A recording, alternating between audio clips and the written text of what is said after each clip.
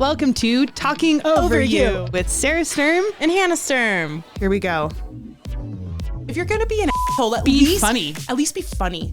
I thought it was a mancoon. We need to have like a real athlete on here.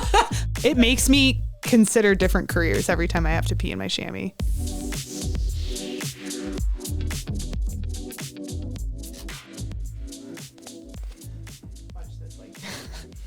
Not record. Pace it. Okay. Oh my gosh, that was... Wow, podcasting is glamorous. You have no idea how many files you need. How many little cards and chords and... Cards and cards. Cards and chords. Hi. How are you? Oh my goodness. That good? Wow. Could you hear my blink? I could. Well, you always complain about Dylan's eyes. When Dylan gets sleepy, Sarah says, I can just hear him blinking and I hate it. I can't. It's the thing that makes me want to get a divorce the most. His I'm sure eyes. He has none of those things. No, he doesn't feel that way about you ever. Oh my God. Yeah, I'm great. I really hope everything's recording today because we didn't have Mama Nicole. We don't know how to do anything without Nicole. Oh my God. Hannah was just watching Payson and I try like 1,000 different You guys, STDs. it's funny because you are this kind of the same person. I know. And like when he's like, I think we should just send it on like I know. And I was deleting like, do everything it. on this card. Yeah, I was like, oh, you guys probably shouldn't. I feel like you need me or Nicole to be like, That's why actually, there's always, maybe don't. I know. Maybe check. I know. Maybe just check and see what's on there first.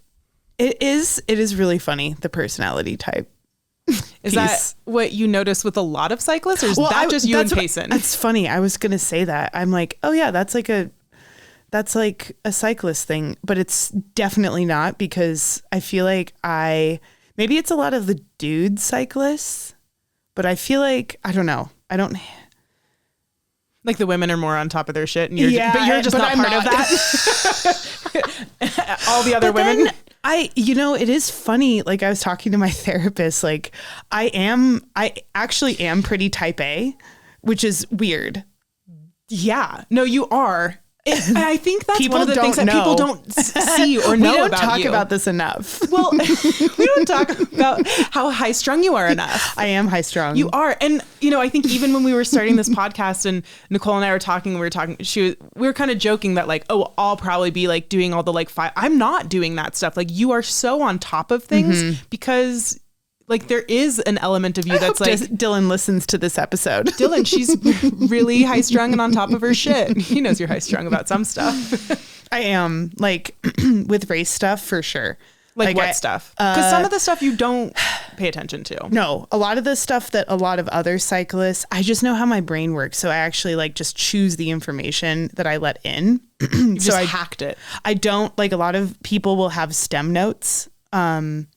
Stem like on your like actual like the stem on your bike. It's like I know it sounds really like science like women in math. STEM. Yeah, exactly. I'm going. I actually don't know what STEM stands for. And I know we were both trying to think of what it stood for, but we couldn't get there. I know it had something to do with science and a little bit about teams, math, engineering, and math. Maybe is that what's the T? Teams. Technology. It's technology. Teams. I just said teams because it came to therapy. Science, therapy. It's all the things you need. Truly. So anyway, STEM notes. Wow, we really dove into that one. I was like, God, we don't have anything to talk about. But yeah, so a lot of racers, because our races are so long, and roadies do this too, but like you'll have like the start of a climb, like little emblems of like or just things that you need to remember. But I always like what? Like when a climb starts, when there's so you have like, okay, a climb starts at this because you can see on your little like computer that you're at this mile. See, that's what I don't understand. Isn't like it a lot of my racers legs are will hurting. have, I think I'm going uphill. Yeah, I mean, some bike racers have like race plan. Like I'm going to attack here. Oh, wow. I don't. I know. Do your coaches try? We talk about like what my strengths and weaknesses are for a race. And then and I'm not the only one that's like this. Like, it's just all feeling. Because, like, the thing is, like, you can have a perfectly laid out plan, and there's also like 100 other bike racers that also have a plan. So I don't know. I think it's good to like kind of know like what your strengths and weaknesses are, and like have a general idea. But like, I think a lot of people will put their when the feed zones are. That's a good one that I always think about when I'm on the start line, and I'm like, but then I've looked at the course so many times that I somehow, Rain Man, remember all the mileage of the feed zones. And then when I don't, I have friends in the peloton and I just ask them. Hey gals, I was just curious. Which really could back. I'm getting like a little hungry, and I feel like maybe you're a little bit more. Yeah, I could really nosh right now. I could go for a little charcuterie. Yeah, just a little peckish. A little cheese snack coming up. If anyone else was feeling a little hungry, and if we knew when we would be able to eat. Yeah, I feel like at one of the world champs that didn't pan out for me, because I was like, "Do you remember when the feed zone is?" And she just looked at me, and either she didn't speak English or she was like, "No, you dumb bitch." What are your stem notes? So anyway, how did we get there? I don't know. What a journey. So you never have any notes on your? No. I feel like, would it be like, do people do it for like, at this, I should start eating like my snacks and stuff? I think a lot of people have that programmed in. Like, I use Garmin, and I'm sure most head units have this feature, but like I can say for me, it's time. Like every 20 minutes, I have an alarm go off on my computer that says eat and drink. Oh. Because I know I'm going to do 30 grams of carbs every 20 minutes. See? Type A. What does that look like? What are you eating? A gel. God, that sounds like Actually, so much the gels that I use are delicious. But I have like a carb mix mostly. So like... Carb mix meaning something that goes into your water bottle? Yeah, it just... Certain ones are horrific, and I won't out them. I won't name names. Actually, it really doesn't matter because everyone's so different. Like the ones that I don't like, everyone else seems to love. The only things that look appealing is like anything that's birthday cake flavored, and I'm like, I would love that. Tailwinds, recovery. Fine, I'll do it. I'm an athlete. Going to the Olympics. Sign me up. Birthday cake, recovery. I'm in. Here we go. Yeah, I do. I use a birthday cake goo. That actually sounds like good. Frosting. Honestly, it's really yummy. Sounds delicious. There's been like some cravings at night where I'm like, I could just have one in your bedside table. Just okay. I know how we got there though. We were talking about you being kind of type A. Yeah. I don't know how we got to you not having stem notes, but back to type B. It's a little bit of both. I think compared to most athletes, I'm not. But then I don't know. There are some. They're usually younger. I think age also affects it. And like, I've been racing professionally now almost for a decade. That's crazy. Which is nuts. I think like what I see from, sister and outsider perspective is that like you're dialed in type A until it affects your social life. And then you're like, you know what? I'm going to have a glass of wine. Yeah. I want to stay up a little bit later.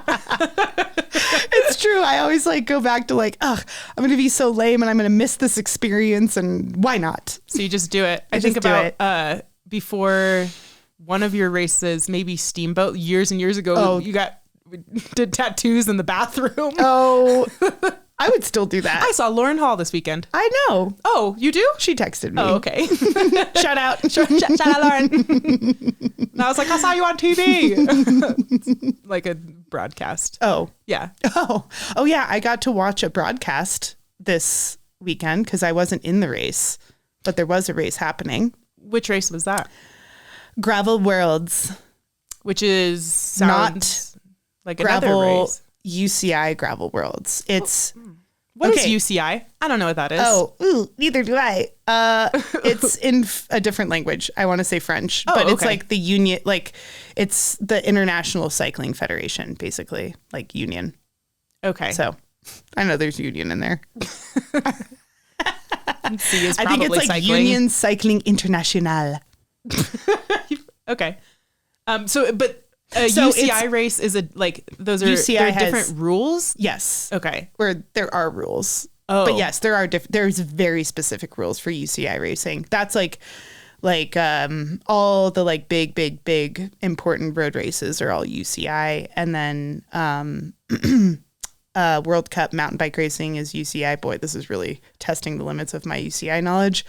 Like all the international stuff that pretty much not gravel. So it's not just one discipline. Correct. Like it's all it's like the encompassing. Yeah, it's like the umbrella. Yeah, it's the umbrella. Okay. And there's a lot of, boy, we could have a really exceptionally boring episode just on what the UCI is. I feel like I got a good sense of it. I don't really think care. I'm good on that. Yeah. I don't really care that much. Just follow the rules. Yeah, truly. Like USA Cycling is also part of, like, you know, each country has their own cycling federation, and that's under UCI. Yeah. Okay. Sure. Sick. Wow. Yeah. Anyway, so this Riveting. race isn't that. Okay. Got it. But it's been called Gravel Worlds since I did some research. 2010. Oh, God, I was. Guess when Unbound started? Go ahead, hit me with it. Just guess. I don't know. 2003. Close. 2006. Oh God, I'm so glad I know those dates. Yeah. Anyway, well, I mean, it is kind of interesting because they're long-standing gravel races. Well, long before I hear 2006, like I think about like cars, right? And somebody's like, oh, it's a 2006. I'm like, it's a new car. Totally. That is almost 20 years ago, which Nuts. blows my mind. So you say 2006, and I'm like, it's pretty oh my God, new. My car's 20 years old. Mine's a 2000. Oh no, wait. What year is it? Oops, right now? What year is it right now? Yeah. Or what year is your car? No, what year is it right now? Oh, it's 2025. Yeah. Okay. What year is your car? Ooh, I'm not going to tell you because I don't know how to do the math. All right, we don't have to. STEM. Women in STEM. Oh my God. Okay. Well, anyway, Gravel Worlds happened. And it was this race. It's 150 miles, first of all. I don't know what is up. Why does that sound crazy to you? Because I feel like you do races that are, most of yours are that. No. What's the one that's like 200? Unbound is like. And then you did the one in Spain. Traca, yeah. They're long ones. I always feel like yours are 200 miles. I know. That is crazy. At first, I thought mom was having a senile moment because she asked if Leadville was 220 miles, which was an oddly specific amount of miles. Also because it's called Leadville 100. I know. And then I was like, oh my God, mom is... She's losing it. She's losing it. But I think it's actually like really reasonable that she thought it was... a very reasonable question. Yeah. I mean, sort of. Kind of. Except for I've done that race like 6 other times. You do a lot to races. It's very hard to keep everything straight. It's which is true. Honestly, we're doing this podcast for mom so that she can... Keep up. Keep up. No, it's a good reminder that like me. I live in this like weird world where I'm like, yeah, of course the Leadville 100 is 100 miles. Duh. I think you always call it Leadville though. You never say do. Leadville 100. Yeah. So, but yeah, so this race, Gravel Worlds happened, and it felt like a mini Unbound because there's this new sponsor. Well, I don't know if they're new because I was looking through anyway. That was the most time I've ever spent on an event website was for the race that I was not in because I was like, oh, I'm just curious, like what the history was with it. Because I do remember like you used to win a sword, like a sword. Oh, I feel like we talked about this, a sword last week. Yeah. But anyway, the first winning times, the male winning time was 8:51 and the female was 12:15. This weekend, I don't know what the men did it in, but I know the women were like 7.5 hours. What? So it's kind of sick to see how far gravel racing has come. At first I was like, why are you giving me times? You've never no. You've never paid attention to times. Know. But that is the contrast is yeah. It's pretty impressive. Sorry, I'm just making sure Norman's not going to turn into a pancake on the floor on the ground. But anyway, so Rosa won and Matt Beers won in a sprint, and there was a lot of mud. Rosa who? I feel like Rosa Klosser. Okay. She won Unbound. She's great. Oh, she's really nice. I raced against her last week or 2 weekends ago in Nebraska. It's just funny to me that like all these Nebraska. That's not where you were. Oh, Iowa City. This race that happened was in Nebraska. Mm-hmm. Yeah. Nothing notable. I mean, it was kind of fun to like watch everyone that I race with, and I was like texting them. Like Cecile was like really close she was close to catching Danny, who was riding. Basically, there were like two women in the lead, G and Rosa, who broke away after a mud section. And then the whole race, there was like all these individual racers. And I was like, oh, that is so brutal when you're just alone. Because you're like, it's just a mental game. Because you're like, if you knew that you were close to someone, you would change your strategy. But there's very little information happening. So it's really frustrating to watch it because I'm like, I know that these women have no idea where they are. So when I'm watching and you like are allowed to receive text messages, if I see that you're close, is that helpful? If I'm like, you're so, I mean, I also am like, what if I give you the wrong info and I'm like, you're so close, but you're not actually that, like, I don't know what close is actually. Like what's considered under 10 close? Minutes is close. Great. Yeah. I would say under 5 is reasonable. Okay. But like G and Rosa were like 10 minutes ahead and no one ever caught them. Okay. The whole race. So were you telling people that they were close? Well, I was trying to tell Cecile that she was really close to Danny in front of her. And not because I wanted her to catch Danny. You but were I'm bored. Like, you wanted to watch a better race. I just was like, if Danny and Cecile worked together, they could potentially catch Rosa and G. But then she hit a cattle guard and her derailleur went into crash mode. What? Yeah, it's a Shimano thing. I didn't know. I guess it's a silly feature. I don't know what any of those parts are. And I do think that... I'll tell you. Well, do you want to do... So I think at some point you had the idea, which I think is a good idea, because like there's so much about the cycling world that I really don't know. Probably like the area that I know the least about are all the parts. I know very little. I did. Me too. Well, no, I mean, you certainly know more than me, but I think you had the idea of doing a tech talk that I think would be really good to like go into the things. Should Mostly I practice? No, I want to hear you off the cuff. Just say what you think it is. Should I practice today and try and explain what crash mode is? Oh, yes. Okay. So there's two different type brands of components that go on bikes. So when I say Only components, pretty much, yes, essentially. There are other smaller ones that do offshoots of different things like brakes or a chain or whatever. But for the most part, it's SRAM or Shimano. Okay. SRAM is red, Shimano's blue. Bloods and Crips. Oh my God. How have they never? Because it's a bunch of white people doing the sport. Yeah. Yeah. So Crips and Bloods. Uh-huh. And Dylan works for Blue.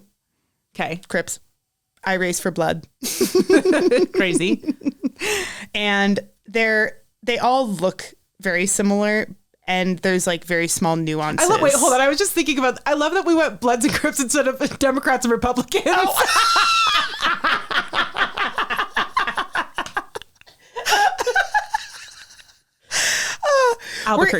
Albuquerque. And I would rather talk about Crips and Bloods versus Democrats and Republicans. Oh my God, that's... Honestly. Okay, sorry. Anyway. So whatever, doesn't matter who's what your affiliation is. No, I just think it's two funny. Different teams. We've had to sign a lot of NDAs in our household. I bet. It was a cluster. But anyway, so they do the same thing. Like you shift from your levers on your paws. Your paws do the shifting. On your bars. Okay. And then it moves a thing in the back of your bike, this like funny mechanism, this mechanical thing that moves the chain. So it's like an arm. So your hands shift the arm in the back that is called the derailleur. That's the arm is the derailleur? Mm-hmm. Okay. Which is essentially like a car transmission. Oof. Nope. That's not a reference that I understand either. I only understand what a transmission is because yours went out. Because I had to pay $5,000 to replace mine. So if anyone wants to buy a new transmission with a bus build out, that is for sale. No, I love the bus. Oh, do you want it? No. Yeah. No. So then you have the derailleur, and then there's a derailleur hanger, and that's the little piece that can bend easily that attaches the derailleur to the frame. And it's like a separate little piece because you don't. But now SRAM came out. Because you don't. Well, I don't know. No, I was going to say something that I don't actually know if that's right, true. That's what I thought.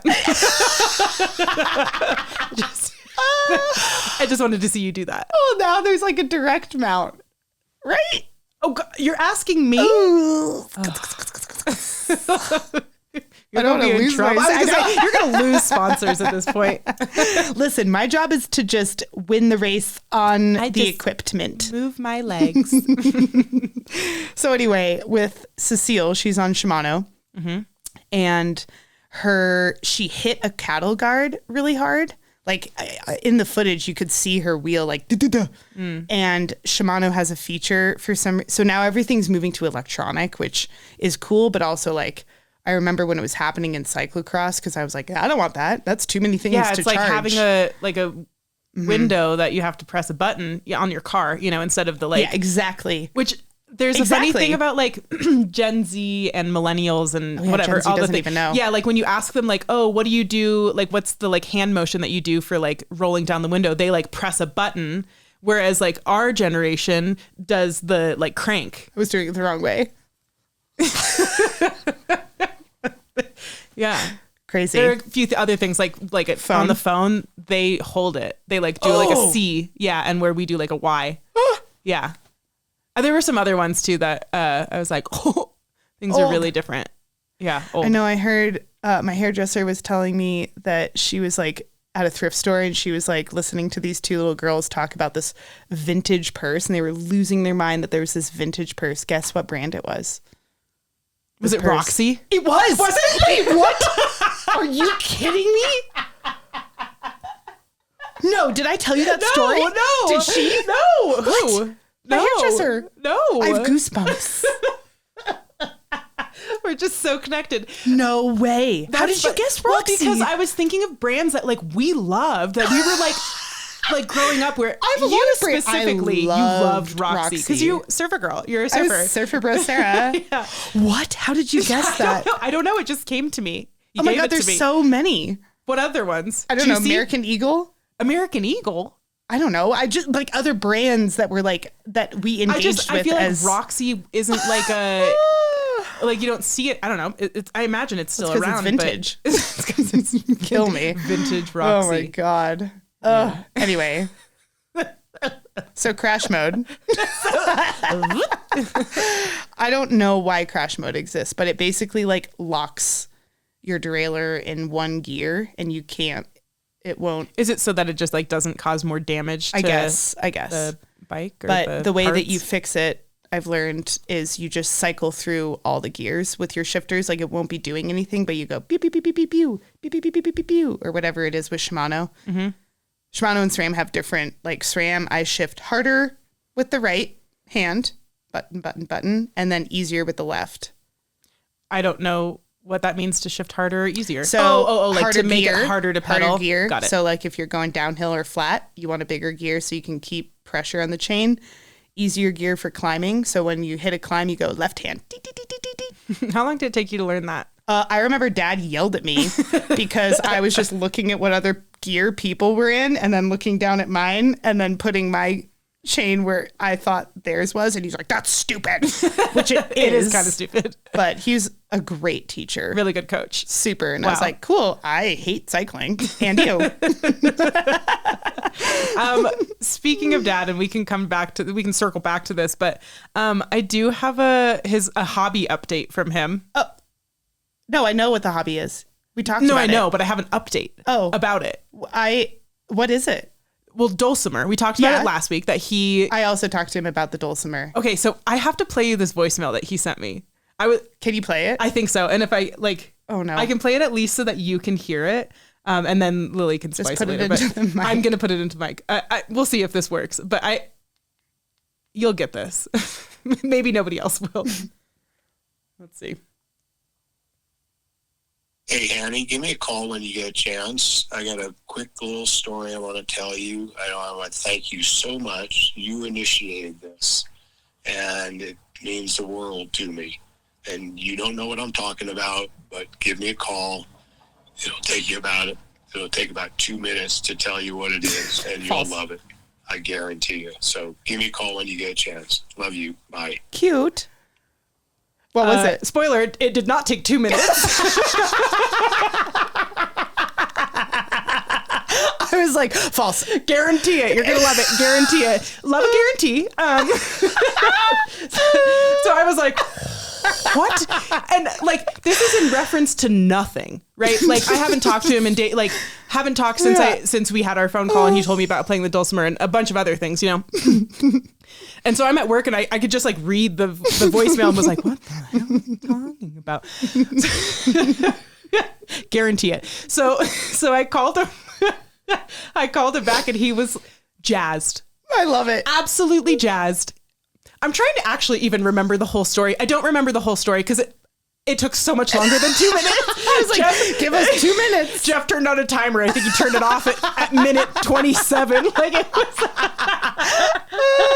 So the gist of it was that, because last week I was telling you that like, he told me about the dulcimer and I was like, oh, like the same thing that your brother, Uncle Judd had. Totally. Like he had one of those and Dad was like, I don't think so. No, I don't think that existed. Right. And I was like, I really think it did. And so Dad called Grandpa and somehow it came up in conversation about the dulcimer and Grandpa was like, oh yeah, we have one of those. It was Bubba's, our grandma.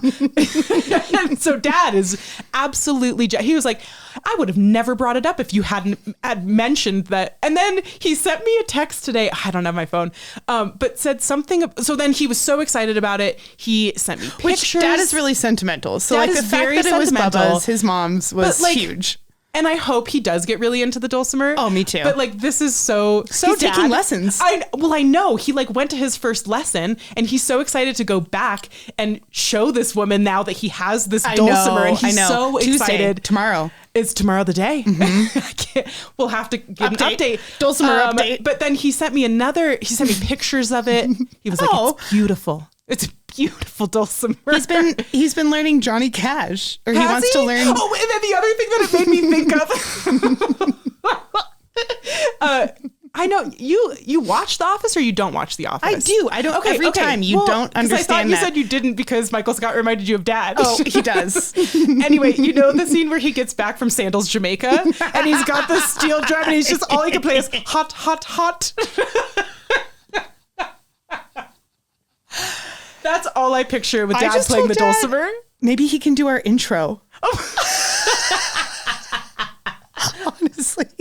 He did ask about the podcast and I was like, yeah, we definitely throw you and Mom under the bus 100%. A couple times. He's like, oh, so you're going to make fun of us? And I was like, yeah, absolutely. I think Dad's going to just be happy to have his name on here. He's just glad we're talking about him. Won't listen to any of these. He won't know how. No. Anyway, I just had to share with you my dulcimer update. Everyone's going to be on the edge of their seat just waiting to hear about the dulcimer. So now Dad owns a dulcimer because I think he went up to Santa Fe to go pick it up from Grandpa. Oh, and then really I think exciting. The thing was then I got more of the story. I can't remember. He sent it in a text. I wish I could look at it, but we get a lot of chores done when Dad calls. So I get so much cleaning done. I go on the longest walks. It's nuts. I get fold all of my laundry. I know. Yeah. It's lovely. So many chores done. Sorry, Dad. It's actually good. It's good. No, I need to be, I can't. Unless he wants to FaceTime and then I'm like, how am I going to get all my chores done? If we could do a walking podcast, that would be even better for me because I just process better and I'm a better listener if I'm doing something else. Yeah, I'm not. Since we're talking about Dad, this is actually a heartwarming story about chamois butter. No, just kidding. But it is about chamois butter. We are really appreciative to have their support for our first chunk of podcasts. Pretty incredible that they were like, yeah, we'll sign on for that. We haven't heard anything from this, but yeah, we'll give it a go. You have 0 listeners. Yeah. Awesome. We trust this. So for that, thank you. Thank you, Chamois Butter, for supporting this podcast and trusting in us. It's really incredibly meaningful and it makes you feel like a part of our weird little family. You are, because Chamois Butter, funny enough, was like one of, if not the first cycling brand that we knew of as little kids because Dad. I can't say I knew it was related to cycling just because we saw it in like Dad's bathroom, I just remember the cycling cabinet and he had power bars next to chamois butter, which is a funny combo. Don't want to mix them up. Because chamois butter is actually not something that you consume, but is an incredibly important part of being a cyclist because it prevents saddle sores and any discomfort you have, because the thing about cycling is that you're going to be seated for a lot of that experience. And a lot of people are, learning what chamois works for them, what seat works for them, and there's going to be discomfort. And chamois butter is the thing that you use to make it far more comfortable. It's like a lotion that you put on either directly on your chamois, or I put it on my skin first and then pull my chamois on. But it's kind of like a funny thing that actually is not very funny, because if you're not comfortable, it makes cycling, it really can ruin a sport for somebody. It seems like, yeah, I bet. It seems like one of the things that's like not necessarily like a sexy product, but it's actually like, it's so really wildly important that like, it seems like one of the things that if you forgot it, you're just huge. Hurting. Yeah, totally. And I love that. It was a family business. So I was talking to Kara, who is shout out Kara. She is the daughter of the founder, and it's very much of chamois butter. Yeah.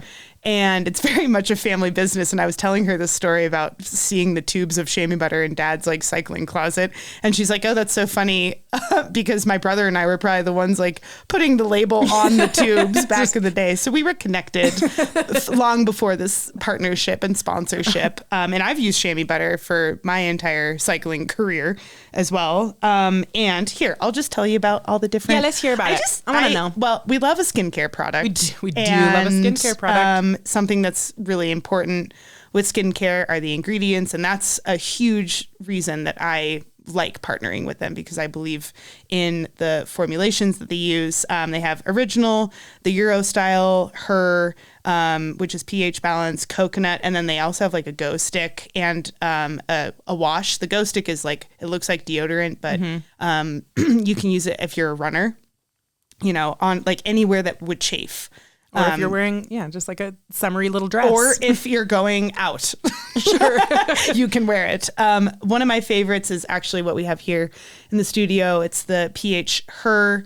And I especially like it because the founder's wife, Kara's mom, she's the one who helped formulate the ingredients. And she's actually a sports med doc. Cool. So doctors. It's also just so nice when things are like specifically made for women. Yeah. Because I feel like in so many areas, like not just pink. It. Yeah. In so many areas, it's like everything is based off of just like, let's only study men and then let's slap some pink on it and call it good. But this is actually like make formulated. It smaller and more expensive. Yeah, more expensive. But this is actually like. Yeah, they did it with some thought. Yeah, specifically for women. I love the ingredients. Like it has things like aloe, green tea leaf, tea tree oil, which we love. We love a tea tree oil. I think it's just antimicrobial, right? Yeah, that sounds right. Sure. Shea butter, lavender. We love. It's honestly lovely. Sounds really nice. But yeah, thank you, chamois butter. Thank you so much for believing in us and being a part of the family. I hope you still like us after this. Oh, also Dad buys the pH. Well, he's so misinformed. So I got to talk to him about, female genitalia and why and how pH, we're different. Yeah.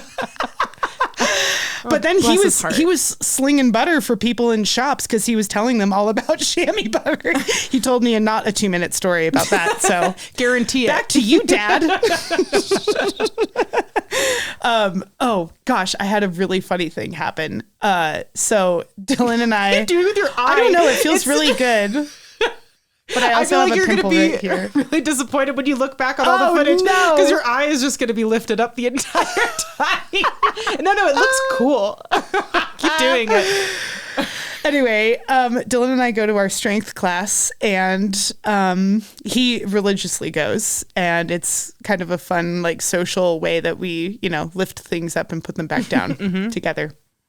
And anyway, I have been the sore one because I had a block of racing, and it's really hard to balance strength with training and racing because I get really sore because I am competitive and I can't just do what's probably good for you. Yeah.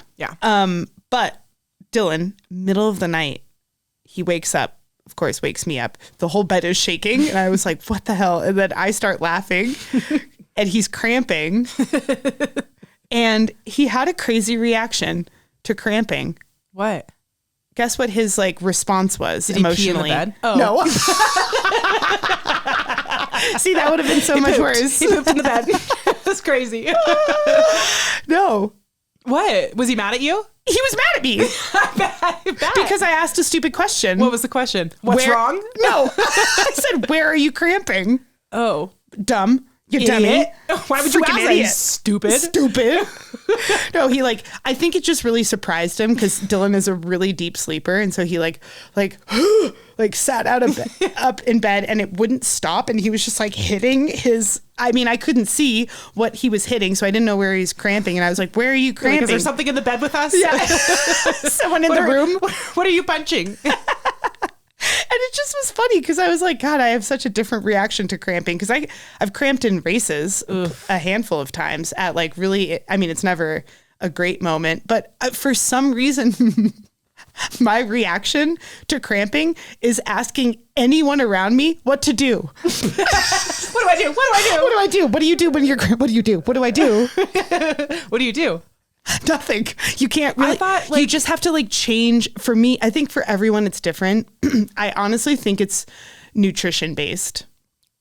So yeah, I think that's no, they actually don't really know why you cramp. Really? Yeah. I thought it was a dehydration nutrition. It can thing. be, but it can also be something else. It can also just be that you're doing the same thing for the more memorable cramp was at Unbound. But then I also know at Crusher and the Tusher, this year was the only year I didn't cramp because it's mostly a climbing race, but there's at the end of this 6-hour race, essentially 5-hour race, you finally hit this little descent after an hour and a half of climbing, and then you go back up right after that to this really steep grade to the finish, and that's when everyone cramps. So I think it's the difference of your muscles are tired, it's hot, there can be so many different things. But if you're cramping in bed, I thought the move was you have to stand up and put weight on that. Oh, okay. Well, that's why I asked where he was cramping, which was stupid. You stupid dummy. He said, don't ask me dumb questions. Well, Jeff had I did ask him if it was okay to talk about that in the podcast. That's very nice. It did spark a longer conversation in our relationship that somehow came back to my ADHD. But I think that's gaslighting. We worked through it. It's great. It's good. Well, I got home from work on Saturday night, and I've been working so much. My business partner's been out of town for the whole month. I've just been working, and I was so excited. It was one of my last long nights working and long date, whatever. I got home from work, and Jeff does all the cooking in our household, and I was like, I can't wait to see what he's making. He is laid up on the couch. All the lights are off. He did start the oven and put a frozen pizza in. I was like, great. Perfect. Cooking. I can do with that. That's cooking. Do with that.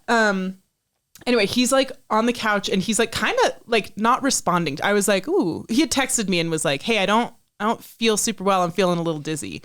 And so I got home and I was like, are you okay? And he was like not really responding to me. He just was like, And I was like, well, did you not drink enough water? Did you eat something? Because he was like, I'm dizzy and I'm really nauseous. And I was like, and pregnant. He's pregnant. You know how poorly I do with nausea and vomiting? Yeah. It is my Hannah and I will plug my ears and look the other way. I can't. One of the biggest argument or one of the times I think Jeff was the most disappointed in me in our relationship is once when he got food poisoning, and I was like, oh, I gotta go.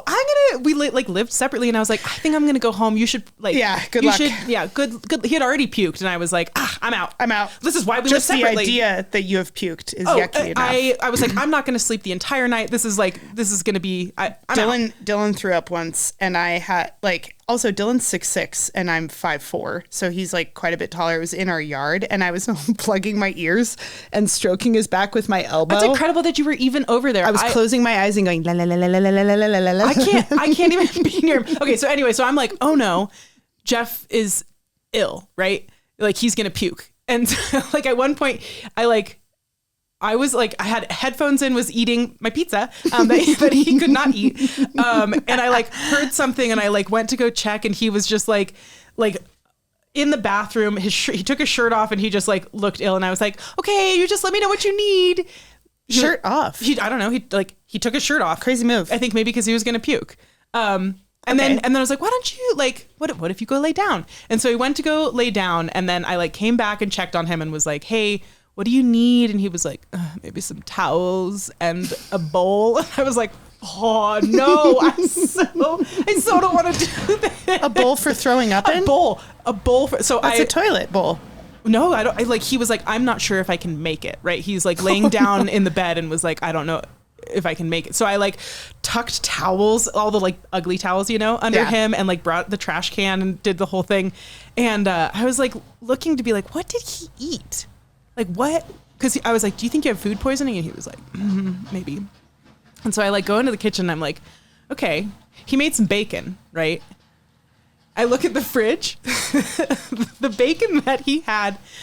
Jeff loves a deal. He loves a deal. He goes to the grocery store at 7:30 in the morning, like 3 or 4 days a week, because that's when he can sweep for the Woohoo specials. It's a Woohoo special. Oh yeah, bacon, Cinnamon Toast Crunch branded bacon. Oh. If we have any European listeners, that defines America. I just was like, well, no shit, you feel terrible. You ate the weirdest thing. Yeah. And so he had food poisoning from that. He actually didn't end up puking though. That's the craziest thing. That's worse. I know. He'll never eat that again. And this is how I know it's bad, because Jeff is loose when it comes to like food stuff. He'll Wait, just... was it like the Cinnamon Toast Crunch brand on the package? It was literally Cinnamon Toast Crunch branded. What did the bacon taste like? I didn't have any. Besides poison. Poison. It was actual God, poison. that's so gross. It's so Jeff. It's like the most Jeff. You know what? We should do another segment where we just throw our partners under the bus. I think we just did it. We did our first one. We did mom, dad. No, mom, dad. Did we Jeff do mom? Dylan. Yeah. Okay. Leadville 220. Okay, yep. So here's the thing. Our goal is to never talk shit about anyone except for our family. Yeah, no one's going to talk to us. Well, no, we won't talk shit about anyone else. Norman, you're not safe. What did you do? Oh, did I tell you about our hike?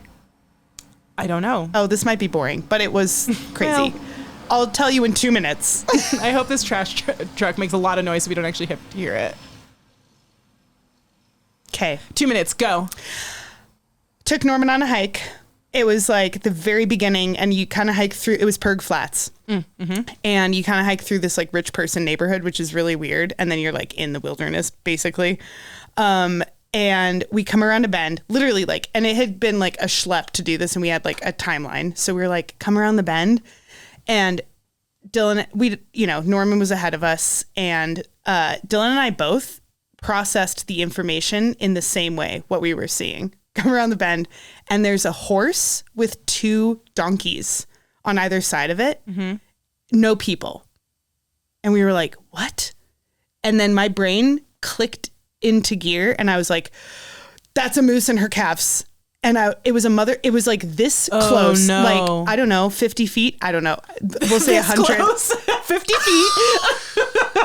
As close as we are, 50 feet. Spatial awareness is incredible. Bad spatial awareness. 4 bike lengths. Okay. Whatever that is. Close. Your bike or Dylan's bike? I could see her gobble. And if anyone... Yikes. This is also a nature podcast. I was like, oh my God. And I just like tackled Norman. I don't think because Norman weirdly doesn't do anything with horses. Like he doesn't chase them, which is really shocking, because like squirrel, he will. So anyway, bear, chasing that thing. So I tackled Norm, and then it was actually kind of scary, because moose are really, really dangerous. They're and so especially scary. Cow moose with their calves. So anyway, we ended up having to turn, because we were like worried that we were like, if we hiked, it just was going to make the hike not enjoyable at all, because I was like on edge. We had to put Norman on the leash, and then I think he finally could smell the moose, and then he was losing it because Dylan wanted to, Darwin Award, wanted to go take a video of the moose. So he walks up, and then Norman was like,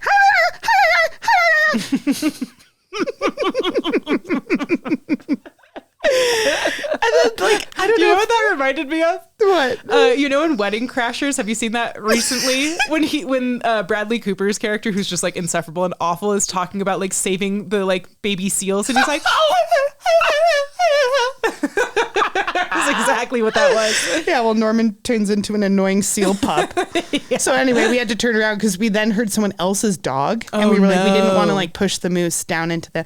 But I'm 2 for 2 on that stupid trail. The last time I hiked it with Norman was with my friend Haley I was dog sitting Britt and Phil's dog, Tarzan and Norman, and not Grizz, her dog, but the 2 of them, the naughty dogs, rolled in a dead moose.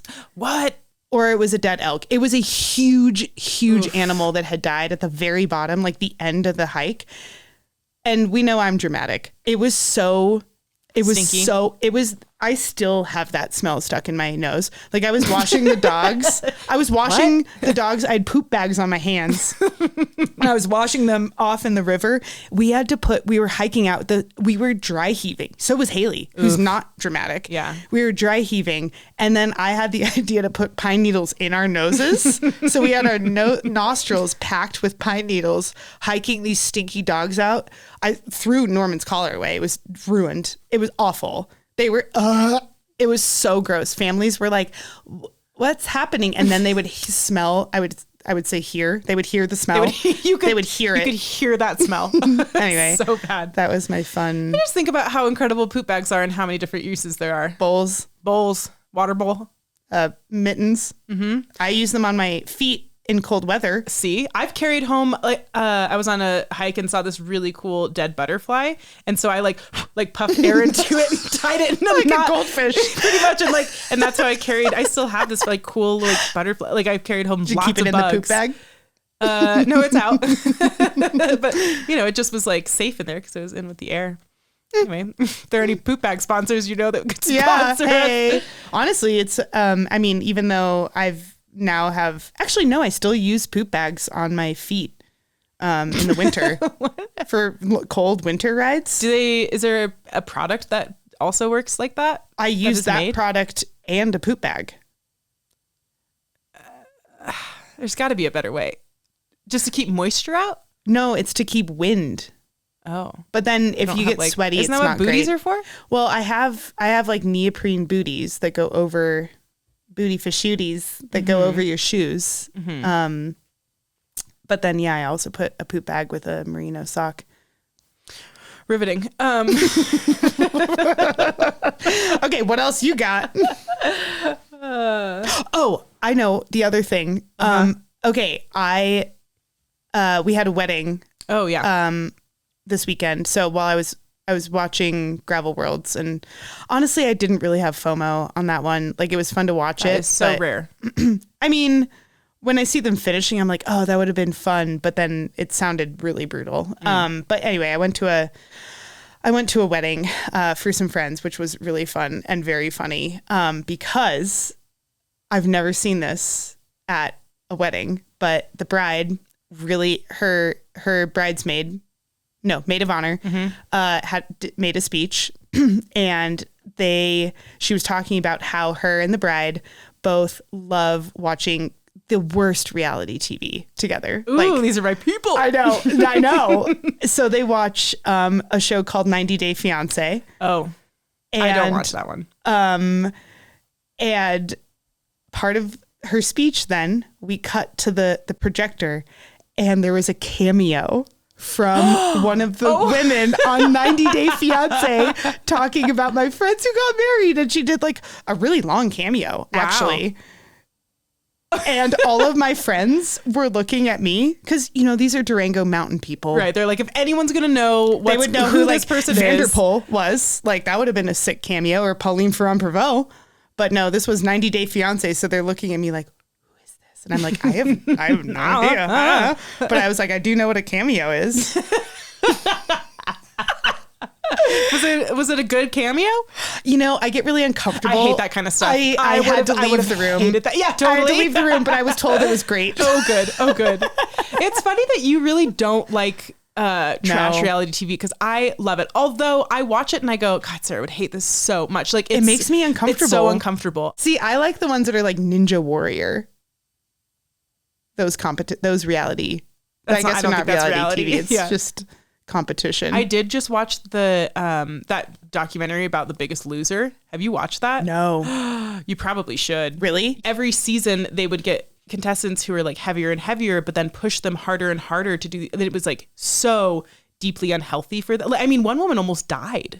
I did hear, maybe it was in another podcast that I was listening to, they talked about, I think this documentary, but like, yeah, because you win a lot of money. You win money. And people were just like chugging like lemon juice and cayenne pepper. And the trainers, it was interesting because there were like 2 trainers that used to be on it. And this is the era that we grew up in. Oh, I remember watching this show. And you wonder why like our society is like so fat phobic and just like, it's pretty interesting. Well, and they had like a doctor on the show, and it sounded like the doctor was always like kind of like fighting with production and with the trainers, and like the trainers would just like go against his like advice and just do whatever they wanted. And I think poor people. Oof. And then like a huge number of them have gained all the weight back. Yeah. And if not more.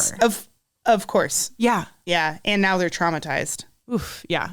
I feel like our like now, our like biggest loser, whatever, is the GLP-1 stuff. And Definitely. Have you seen who is the newest endorser of Serena Williams? Yeah. And we had just talked about like athletes taking that. Yeah. Have you seen any of the discourse behind? A little bit. Yeah. Is she getting fried? I think so. I think I think her husband has some kind of stock in the company. Oh, really? And so I think that piece is a little. Which one is it? Which GLP-1? Yeah. I have no idea. Oh, okay. I think that's strange. And, you know, they keep talking about it like, or she keeps talking about it being like for health, but, you know. Which is nuts because she's healthy. But like what she's saying is like, I can't lose all this weight even though I'm exercising and I'm eating right and doing all these things. Then if you're having to take this shot, then it's not for health because you're healthy, right? Because then you're just doing it for thinness, you know? Like then that's what it's actually about. It's not actually about like health. Huh. You know, if you're doing all the things right and you're just not like losing weight and like that's. No, it was a bummer. I mean, and I get that like it for some people she's like one of the greatest athletes of all time.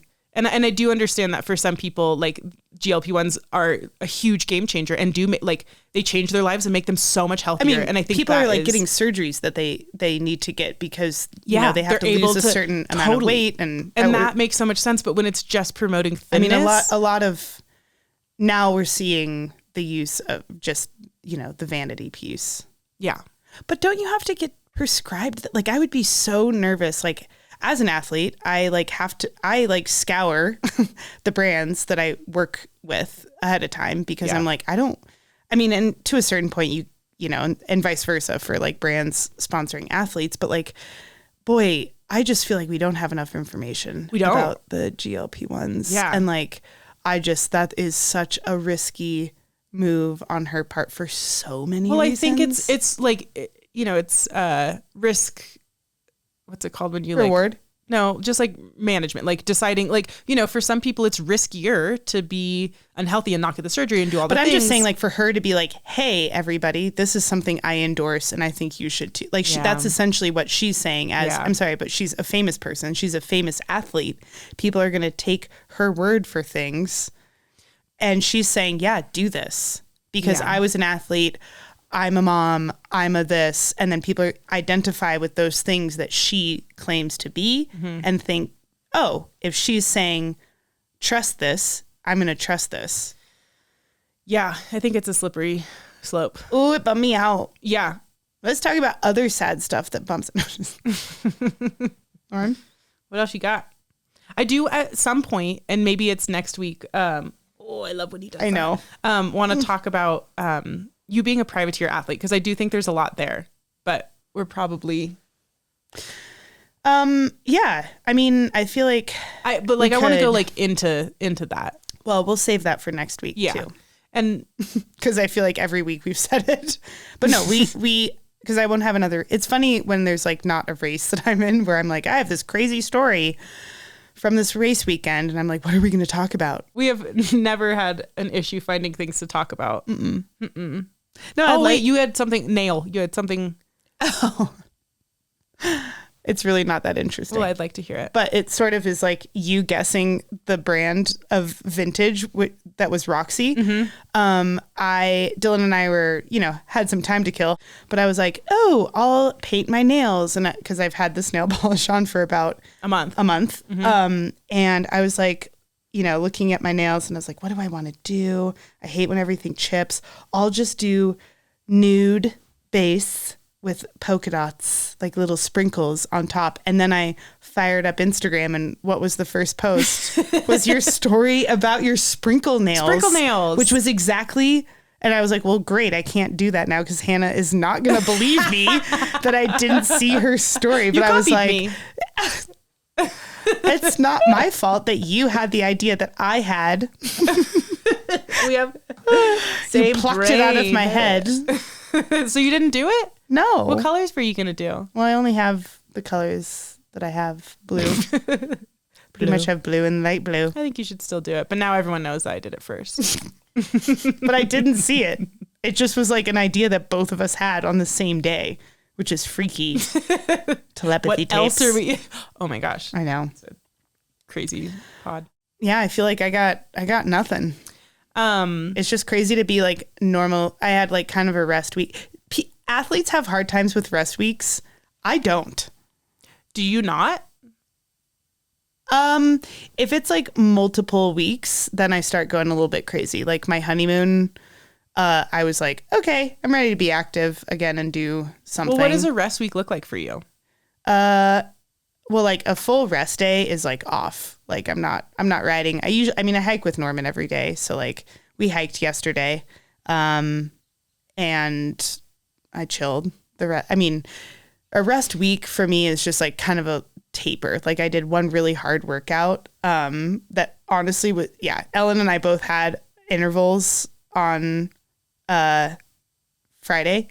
And we both had 3 hours, but totally different intervals. So we were just riding together, but doing a totally different workout. So we would like back and forth, like lap and like turn at different points. And we each had music in, but it's just nice to like have someone else there with you. I don't even know. I guess I know what intervals are, but I don't know like when your coach gives you, like, what does it look like? Like she had over unders, which don't ask me what that actually is, but it's a common workout that people have. So you do a minute over a certain effort and then a minute under a certain effort. So like either heart rate or power. Okay. Yeah. Effort, we'll say. And then I had like these really hard ones that was like a minute or 30 seconds to a minute all out, like sprinting, but you can't really sprint for a minute. You're just like going really hard. And then you do that for a minute. And then you have another minute of like threshold. So it's like slightly less hard, but still kind of hard, which that's a really tough transition to go from like all out to like medium hard. Mm-hmm. And then like rests in between. And they were like 3 different sets. And then a block of like this, like a medium easy chunk. And then a 5-minute super hard. And then medium easy, and then the interval set again of the 1-minuters. Yeah. But it's kind of fun. Like, I think you would actually like it. It doesn't sound like something I would like. But this part of the season, like if my coach is just like, hey, go do a 4-hour endurance ride, I'm like, that is so hard for me to motivate for some reason, because I'm like, the adventure side of it is kind of worn off, and I'm just kind of like mentally tired, and I'm like, I don't even feel like going to find a route, and like unless I have like someone really fun to ride or someone else to ride with, it's just really hard to motivate for just like a simple. So having an interval set, it's kind of nice because it's sort of like checking the box. Like I've done my homework, even though it's like physically hard. Like it just gives me a reason to like choose a certain ride, or like it doesn't have to. Sometimes I put this pressure on myself where I'm like, well, if I have 4 hours, I want to go do a really cool ride. And then I'm like, I just don't have ideas or whatever. And then for intervals, I'm like, all right, I just have to like go get this thing done. So it's fine if it's just like a super boring out and back, but I'm just like getting the work done. Do you always enjoy being on your bike? Like, is it something that like sure, you probably don't like look forward to, but do you like once you're out there, like, is it always enjoyable? I would say it's mostly like you really like riding your bike, which I know is like a stupid question. No, it's not a stupid question at all. Cause like, I mean, there's I think the hardest part, mostly the thing that I don't enjoy, is like getting out the door sometimes, like either for a race, like the thing that made me not have FOMO about the race weekend was how early they had to get up. Like I saw a video of like someone, or a story of someone up at like 3:30 in the morning, like cooking pancakes. Like, I hate that.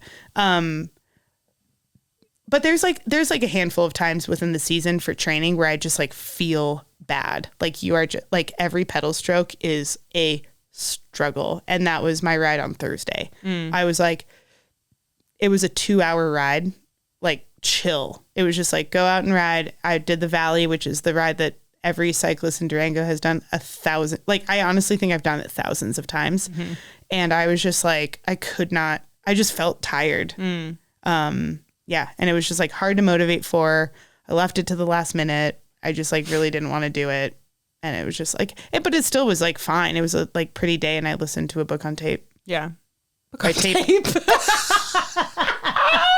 I brought my 8-track. As I said it, I was like, damn it. Yeah, it is. It's also interesting, like knowing, like, I feel like I'm so removed. Like I know when you're like racing, and I know when you're like in your off season, but I actually don't know what your like day to day looks like, and or like the like thought behind it. I don't understand. Like how I structure. Yeah, or like how I do work. How you like are an athlete. I mean, there's so much about like how you are an athlete that I don't. Yeah. Well, I mean, we just don't talk about it. We have so many other things to talk about. I know. I mean, it's pretty boring. I think it's like a lot of the stuff that I like struggle with, like routine is really hard for me. And that's what I struggled with a desk job. Yeah. Really hate being at a certain place at a certain time. Yeah. I watched, you kind of didn't really do that though. We worked together at one point in like different departments. Exactly a year. That's how long we worked together. Yeah. That was the overlap, was exactly a year. And thanks for translating that. Well, I was like, I don't know what that means. A year. I didn't know what you meant. And I feel like you figured out a way to make it work for you, but you were not there all the time. Or hardly at all. Like all of your, like what your job is now, although it's a weird job, it makes so much sense for who you are, because you have to structure things for on you. My time. Like it is, you have to do it on your time. Well, otherwise and that was a really work. Hard thing for me, especially when I like stopped doing graphic design, like when I had more time. For just a minute, and then I filled it back up with other things.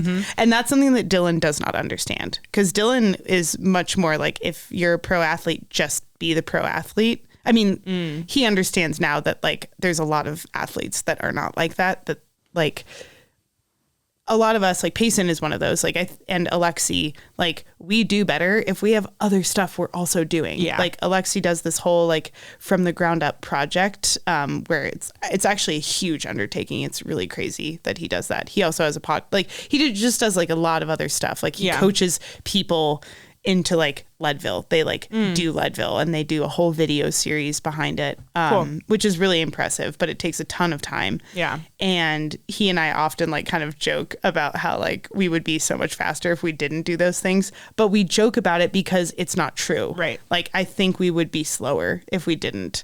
And so like I figured out finally a balance of like, how many things can I say yes to that actually like help me find more focus and like motivation to ride and race and like meaning, and then how many things are actually just going to stress me out and make it worse. Right. And I think it probably makes sense that like the things that you are adding to your plate are like things that you're like genuinely excited about. Yeah. I think for me, I'm just like a creative person. And so like I have to have something else going on, because man, I don't like, I'm not going to name names, but there's a lot of women who I race against that I know that they're just like training and recovering.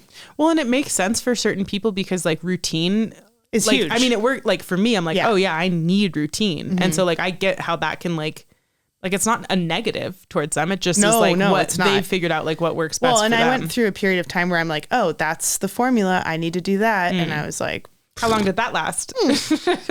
I mean, I would just forget that it was my routine. I'm supposed to be doing something I right know now. that there was something. Oh, yeah. I was supposed to get it. Like, I told Britt that I wanted to do a core routine like this month. Like core exercises? Yeah. Oh, like, yeah, just do like really focus on core. Mm-hmm. Done it twice. Oh, I was like, and then what? No, I haven't. We just haven't. We're like, yeah, let's do accountability buddy. You know, one thing I have thought about recently, because I'm definitely on the other side of things where I'm like, I like having a lot of like chill time because I feel like a lot of my creativity comes from like being bored.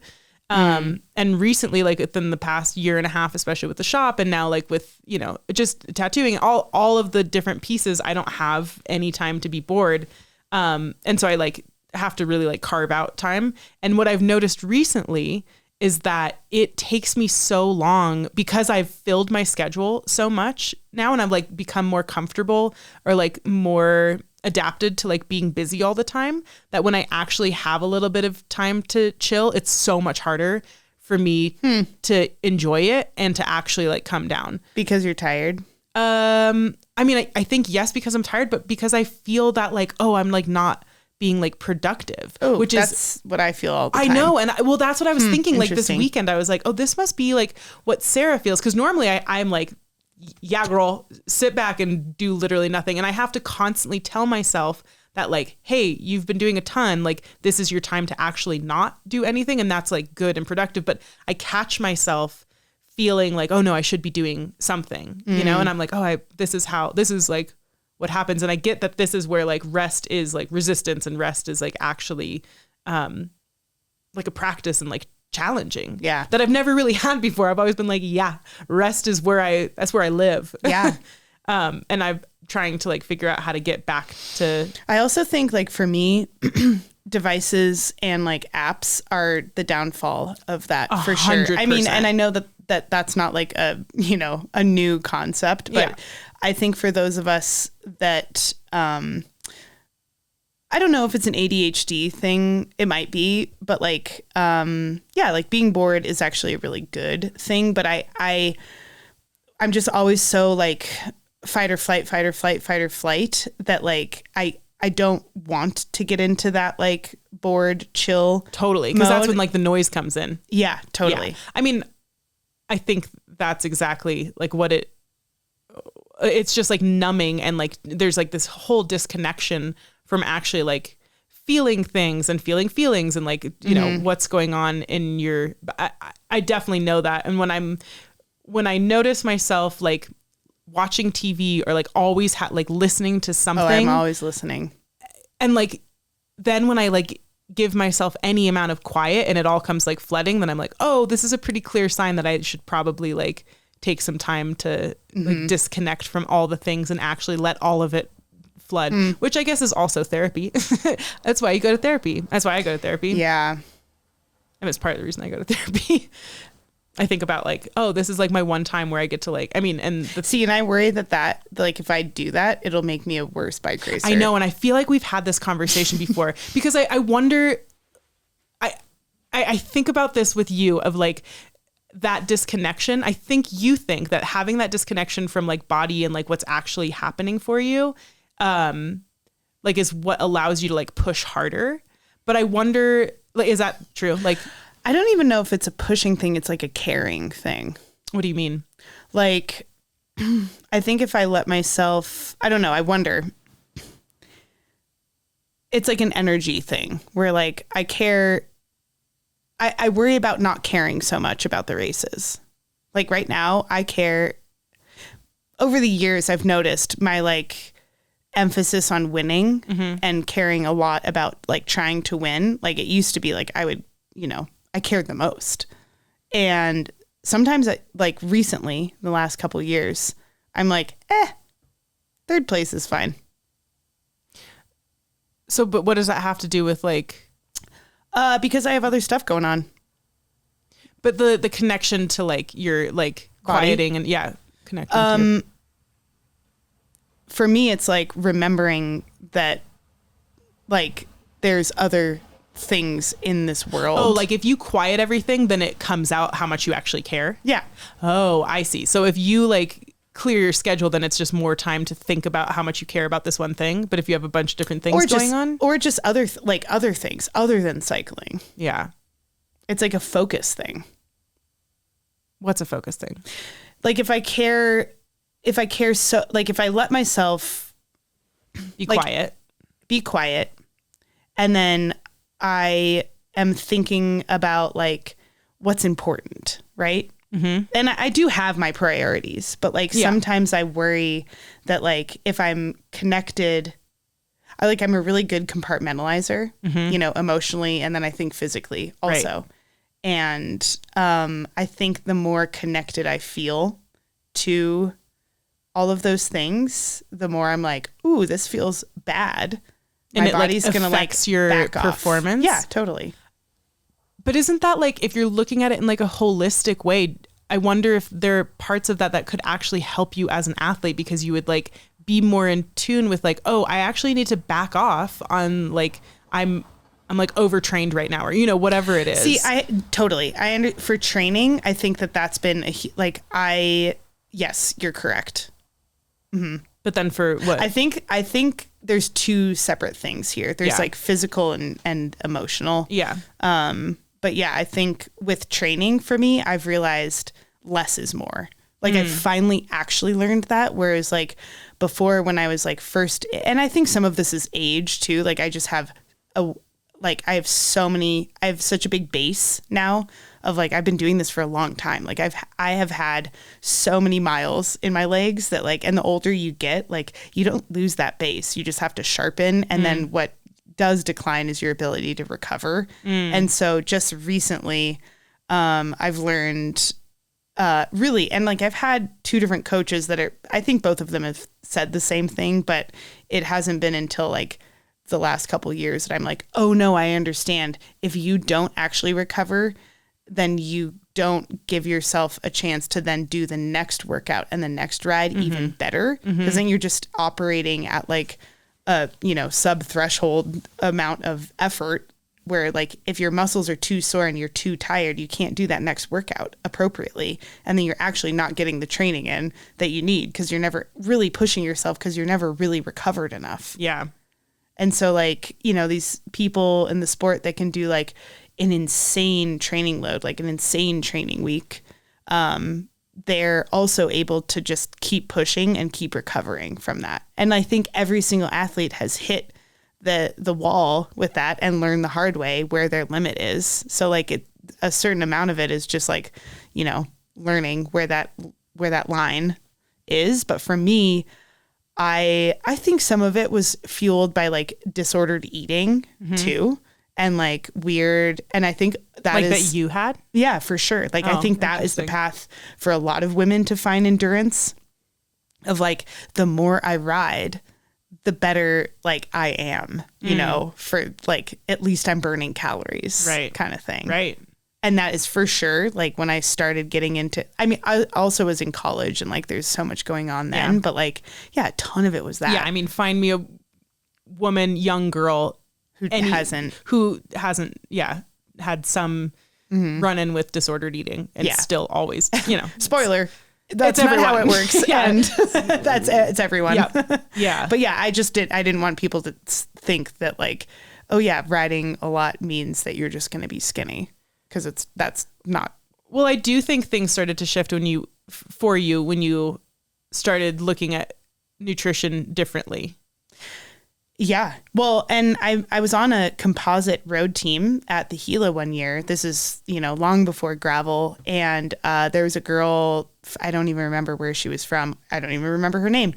But she was, you know, an ED recovery. So, and serious one. Like she had an ED all through middle school and high school and was hospitalized, like almost died. And she was recovering from that. And then she found cycling. And cycling was a huge part of her recovery, because she realized if she didn't eat enough, she literally like couldn't ride and pedal and race. And I was like, wow, that's so opposite than like a lot of women in the sport who are like trying to like find that line of like, you know, how thin can I be without losing power? Which, you know, unfortunately it is a power to weight sport. So like weight is, I mean, it is a part of the sport, but you also like, you have to be healthy, especially gravel racing. I actually think gravel racing is great because you can't have disordered eating and finish a race and win it, really. Yeah. Like maybe once, but you have to be robust because you don't finish these races if you don't eat enough. Like that is like the fad of these ultra endurance events. Like, I'm sorry, but you don't win Unbound if you don't eat thousands of grams of carbs. Might be hundreds. I don't know. Whatever the math is. I don't know. It's not my thing. STEM. But like Cam Jones, he said he was eating 250 grams of carbs an hour. I literally have no idea. Like I max out at like 100 maybe. But it all has to do with your weight and how much you can process. It's so hard for me to not think, like, all I think about when you're talking about all of the food side of it is what happens then to these athletes when they are no longer professionals. I think about that too. Yeah, I know. I think it's going to be a thing that we talk about so much as like your life shifts eventually, you know, and whenever that is. And, having babies. And what that looks like. Yeah, whatever it is. Not riding, not racing. Yeah, because I think it'd be very challenging to not slip into depression. something unhealthy. Well, yeah, totally. And also like your baseline for being okay with like, you know, just hormonally and chemically, I mean, your endorphin level, like all of the things. Yeah. Yeah. I think that's I feel why like you need a coach to come out of it. Yeah. I think that's why athletes find other sports. Because I think about running all the time because I'm like, oh, great. I could get the same amount of endorphins from a 1 hour run that I do from a 4 hour ride. I mean, you know, we joke about dad with the dulcimer, but this is kind of the whole thing where he like relied so heavily on cycling being his hobby. That was his like thing that he did, that he didn't necessarily have other hobbies. And now at, you know, however old he is, he's like, oh shit, I kind of need to like, I mean, there's be interested in something else. And that's the one thing that like, you know, I worry about you because I'm close to you, you know, and I worry about all the other people too, but I worry about you a lot. But it is one thing I come back to of like, oh, you do have so many other things going for you and so many things that you're interested in that I think you'll always be able to get, like, you'll always figure out ways to make your life feel full and exciting and, you know, all of the things. But I do worry about the like shift from exercising so hard and like, what that's totally. Look I mean, like. You see it a lot with athletes who get injured, like life-changing injuries, you know, and you know, what a horrible way to like have to be forced into that discovery. Cause you're also, you know, your life is different because of an injury.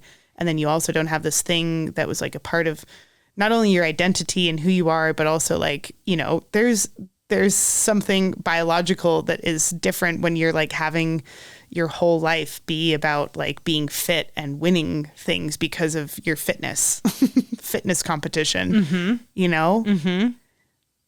Yeah. I think it's, you know, something that we will continue to touch on over and over and over and over and over again. Oh, for sure. I mean, there's a sad part of and it's not just cycling. It's a lot of, professional athletes, you know, there's some really sad stories of people who turn to substance abuse or substances and then ultimately substance abuse. Cause for some athletes, I mean, there's the addiction component of training and race prep is addictive. And if not cycling, then other substance.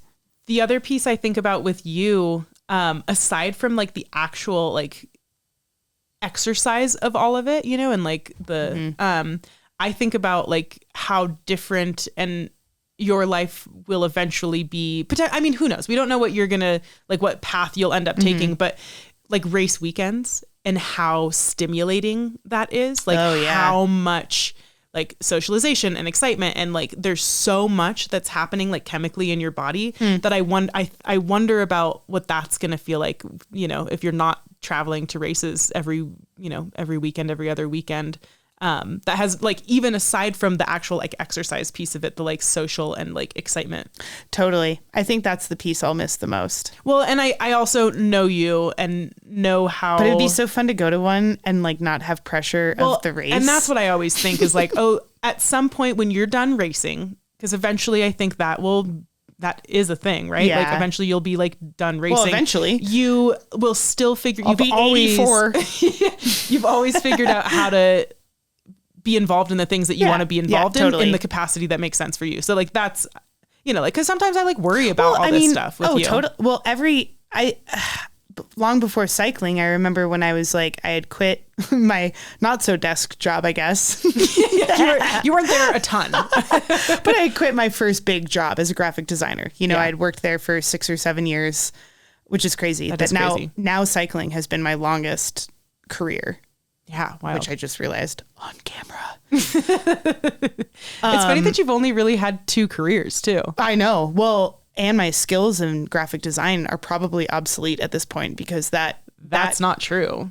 Well, I understand design, but like the actual like programs, I was like, how do you remove this background? All right, you can figure out actually a lot everything on. Well, and then we tried to like change my nail color, and it. Yeah, AI is a crazy thing. AI isn't there yet with it's not quite Illustrator. It turns out I was just trying to change the color of my painted nail, and then it added like a full set of acrylic nails on one nail. It didn't look good. But anyway, what was I saying about my... Oh, I remember I had quit my big graphic design job and I had gotten hired at the smaller marketing company in town, marketing agency. And I was driving to work at my new place of work, and I was so upset. I was just crying. I felt like really homesick. And I just remember either thinking and or telling you and Mom, like, no one told me that changing careers was this stressful and awful.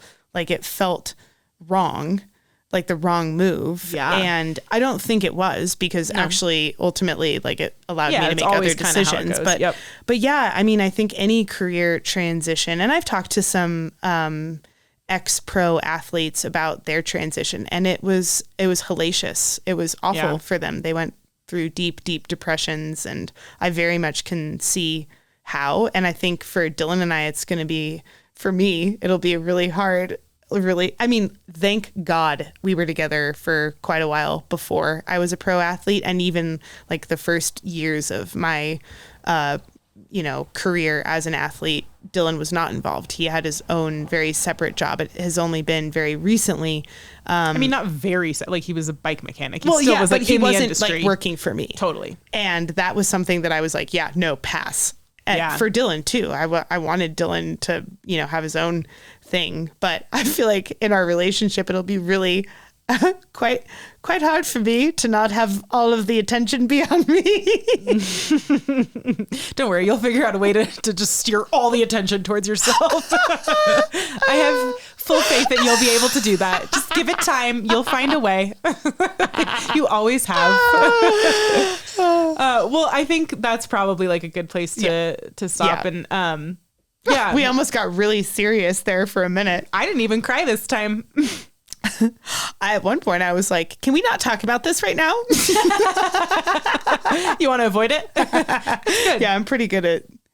Okay, you have another week of recovery. Yeah, I actually have no idea what my training is this week. I need to look. Great. I'm excited to catch up with you next week. Yeah. Next week. Next week. And launch the pod. Yeah. Soon this will be live. And then we'll get that endorphin bump from that. Hopefully. Either that or it's just going to drive us into the ground. God. We'll see. Regardless, thanks to Chamois Butter. Yeah, thanks for trusting in this. Yeah. Boy, that was sure fun. Can't wait to... That was sure fun. Sure fun. That sure was fun chatting with you. Okay, bye. Okay, bye.